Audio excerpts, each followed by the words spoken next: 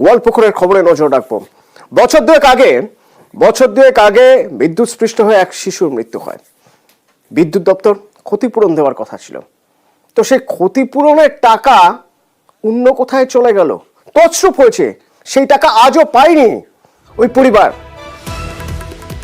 আর্থিক সাহায্যের যে টাকা, সেই টাকা তছরূপ হয়েছে। এই অভিযোগে আজ বিদ্যুৎ দপ্তরের কর্মীকে ঘিরে বিক্ষোভ দেখানো হয় ইসলামপুর সাব ডিভিশনের বিদ্যুৎ অফিসে।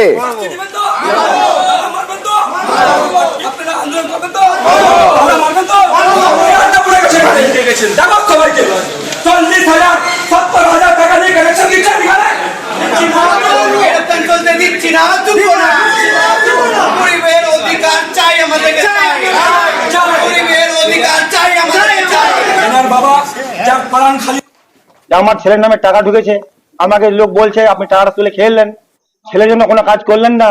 আমি বললাম ভাই আমি টাকা তুলিনি, আমাকে তো কিছু জানা নাই। পাঞ্চপাড়া অফিস বললো যে আপনার টাকা উঠে গেছে, আপনার অ্যাকাউন্টে টাকাটা চলে গেছে। কি নামে অ্যাকাউন্টে ঢুকছে টাকা? পল্লবী পরবিন। আমার আমি জানি না, ওকে কিছু সম্বন্ধে নাই। অফিসে কাজ না করলে আমার অ্যাকাউন্টটা ছাড়ে অন্য অ্যাকাউন্টে টাকা ঢোকাবে, থেকে অফিসের দোষ না, আমার তো কোনো দোষ নাই। চঞ্চল প্রতিনিধি আমার সঙ্গে সরাসরি রয়েছেন। চঞ্চল, একটু জানতে চাইবো, 2 বছর হয়ে গেল, 5 লক্ষ টাকা আর্থিক সাহায্য দেওয়ার কথা ছিল, পরিবার দাবি করছে টাকা তাদের কাছে এসে পৌঁছয়নি, টাকা গেল কোথায়?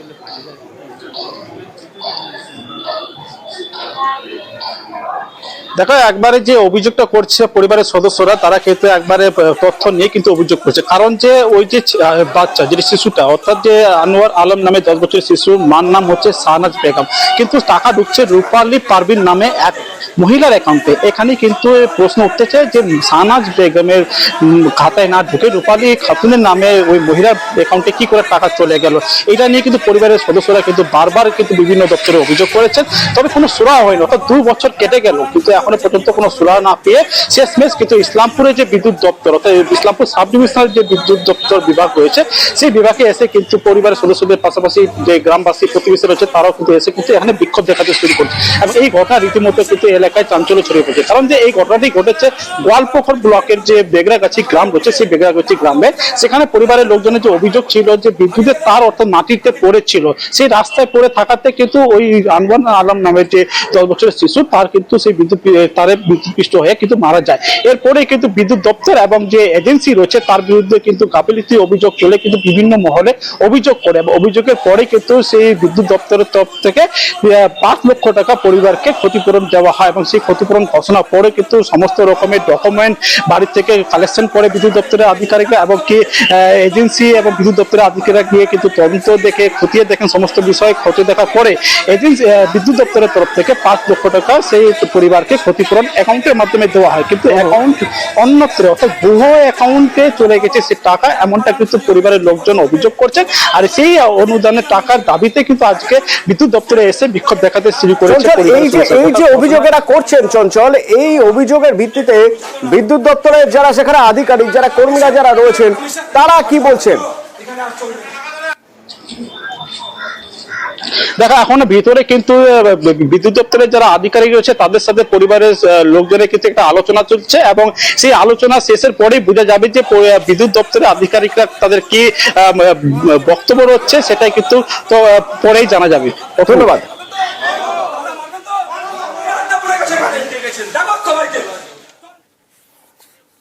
একদিকে দুর্যোগ, ভারী বৃষ্টি, অতি ভারী বৃষ্টির সতর্কতা, তারই মাঝে পাহাড়ে 12 ঘন্টার বন্ধ। এই বন্ধের ডাক দিয়েছে চা শ্রমিক সংগঠনের, যে চা শ্রমিক যৌথ সংগঠন রয়েছে, সেই যৌথ সংগঠন এই বন্ধের ডাক দিয়েছে। এই বন্ধ কেন, কি নিয়ে এই বন্ধ, কিসের দাবিতে বন্ধ, জানবো। আমার সঙ্গে রয়েছে পার্থপ্রতিম, সরাসরি একবার কথা বলবো। পার্থপ্রতিম,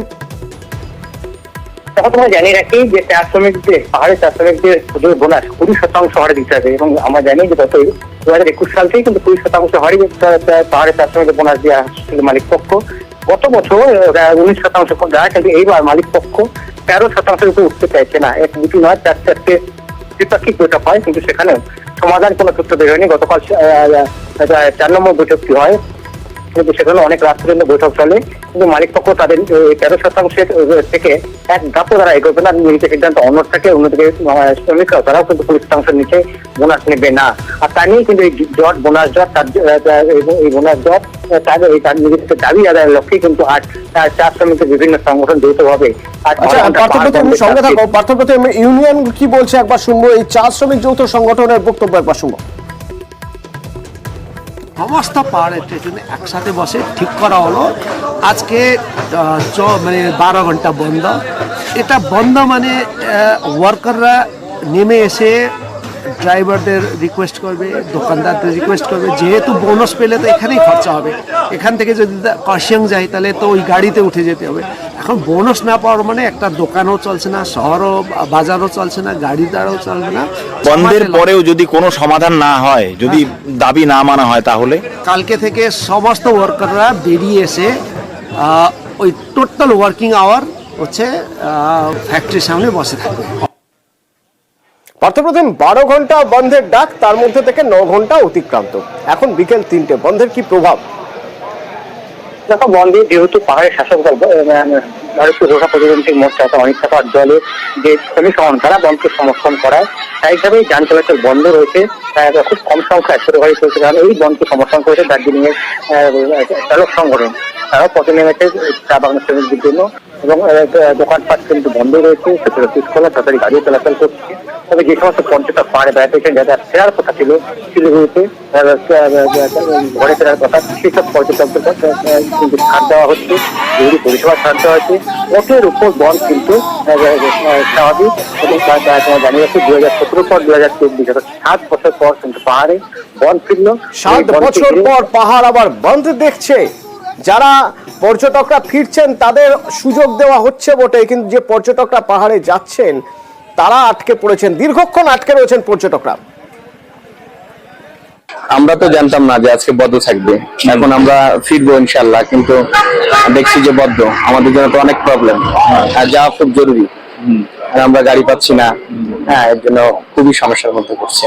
আপনাদের এখানে যে বন্ধ চলছে, এখন যদি বিকালে দিকে বন্ধটা উঠে যায়, যদি আমাদের অপশন থাকে আমরা যাবো। আবার আমরা হোটেলে যেটা আছি এখন, আমাদের তো মনে হয় যত সম্ভব 12টার দিকে চেক আউট, এবং ওনারা আমাদের কাছে এক্সট্রা চার্জ করবে না, এটাও আমরা বুঝতে পারছি।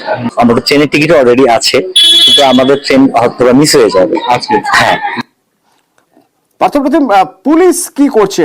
কারণ আমরা বেশ কিছু জায়গা দেখছি বন্ধ হঠাৎ যাচ্ছে যখন পুলিশ, তখন সেখানে রীতিমতো উত্তেজনা ছড়িয়ে পড়ছে। যদি কার্শিয়াংয়ের ছবির কথাই বলি, আর কোথায় এরকম সমস্যা হচ্ছে?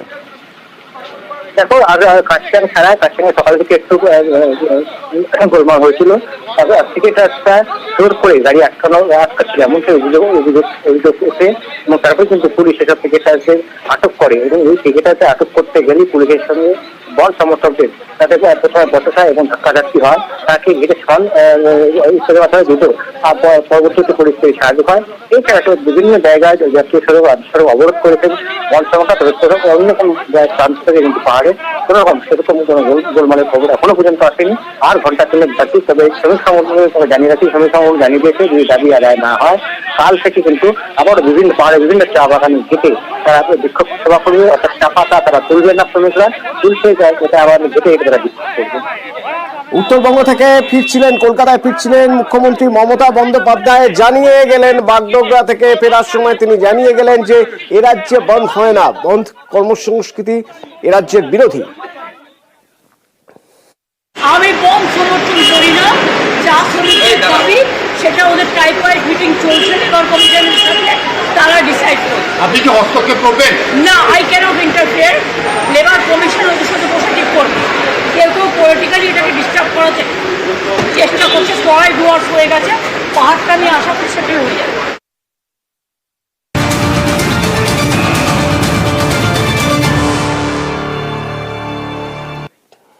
তবে বোনাস জট কাটাতে এবার উদ্যোগ নিয়েছে নবান্ন। চা শ্রমিকদের এই বোনাস জট যাতে কাটানো যায়, কিভাবে নবান্ন নির্দেশ দিয়েছে শ্রম দপ্তরকে। শ্রম দপ্তরের সঙ্গে মুখ্য সচিব আলোচনা করেছেন গোটা বিষয়, এবং ঠিক কি হবে, কিভাবে এগোবে, কিভাবে এই জট কাটানো যাবে, কি মনে হয়, কিভাবে প্রক্রিয়া শুরু হয়েছে? সোমরাজ রয়েছেন আমার সঙ্গে। সোমরাজ, দেখো, ইতিমধ্যেই রাজ্যের শ্রম দপ্তরকে নির্দেশ দেওয়া হয়েছে মালিক পক্ষ এবং শ্রমিকদের সংগঠনের যারা প্রতিনিধি রয়েছেন তাদের সঙ্গে আলোচনায় বসতে এবং ইতিমধ্যেই সে আলোচনার প্রক্রিয়াও শুরু হয়েছে। সোমনাথ সঙ্গে থাকো, সোমনাথ সঙ্গে থাকো। একবার সরাসরি শুনবো হরিয়ানায় রাহুল গান্ধী কি বলছেন, শুনবো। में से हर रोज अरबपतियों के लिए पैसा छीना जा रहा है, ये बंद कीजिए। हम आपके जेब में पैसा डालना चाहते हैं, किसानों के जेब में, मजदूरों के जेब में, छोटे दुकानदारों के जेब में हम पैसा डालना चाहते हैं। ये काम हम पूरा करके दिखाएंगे। धन्यवाद, जय हिंद, नमस्कार। সরাসরি ছবি দেখছেন হরিয়ানা থেকে।